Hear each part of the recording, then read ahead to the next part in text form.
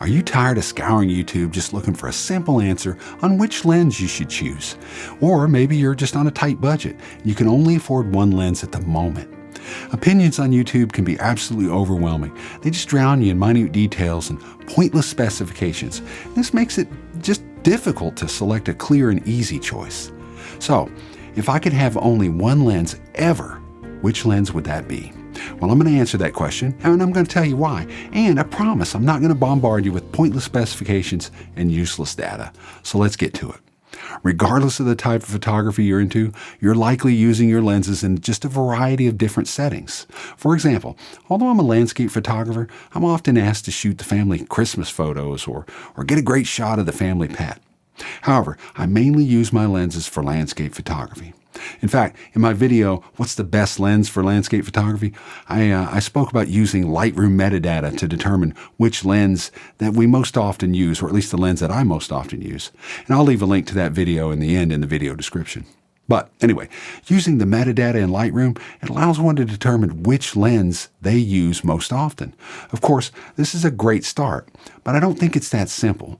In truth, there's just no one lens that's perfect for all situations, which means that usually you have to have several lenses to meet all your objectives and to cover the range that you need.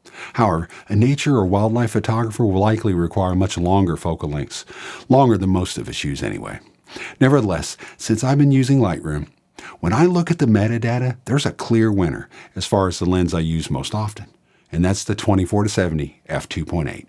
Now, keep in mind, if you're using a camera with a crop sensor, to get the same angle of view, you'll have to multiply the focal length on the lens by 1.5 for the 35mm equivalent. So you need something like a 16 to 47 or 50 millimeters to be in that same range as a full-frame camera.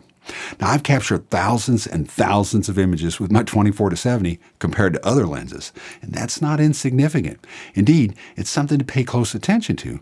But putting all that aside, when I'm packing up for a hike, especially for a longer backpacking trip where every ounce absolutely counts, I start trimming the fat from my backpack, cutting as many items as I can to reduce the weight. But when I depart, the 24-70 is always in my bag.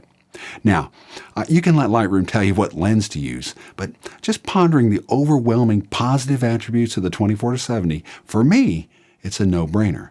So let's break this down. Compared to the typical 70-200 or larger, the 24-70 is just much lighter, and it's smaller, even with the attached lens hood. And on that note, it does draw far less attention compared to a much longer lens. A long lens pointed in one's direction can be quite intimidating. You may not have noticed, but when you're on a crowded street corner or in a heavily populated area for that matter, a long lens has a tendency to catch the eye of numerous people. Of course, every situation is different, but depending on your surroundings, that may not be the best thing. Moreover, the angle of view of a 24-70 is sufficient to cover a wide variety of subjects, which makes it extremely versatile. And it's easy to carry in a messenger or small camera bag. And that f2.8 makes it an excellent choice for low light situations.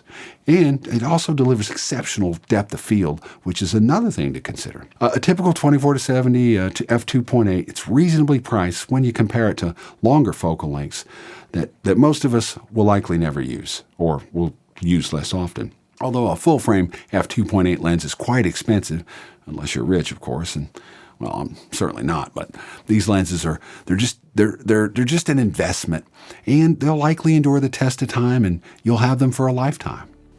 To sum up the answer to the question, if I could only have one lens, which would it be and why? Of course, it's the 24-70 f2.8, because it's simply the most versatile lens.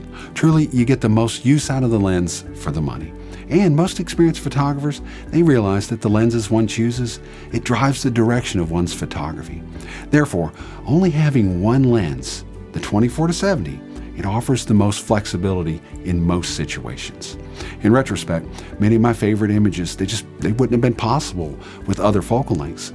Of course, one can master any focal length and create breathtaking, award-winning images, but for me, and for now, if there can be only one, it's the 24-70. Don't hesitate to contact me with any questions you have. Also, don't forget to watch my video on the best focal length for landscape photography, and I'll leave a link in the video description. If you like this video, though, make sure you hit that like button and consider subscribing to the channel. And as always, if I don't see you down the road, Maybe I'll see you somewhere out there on the trail.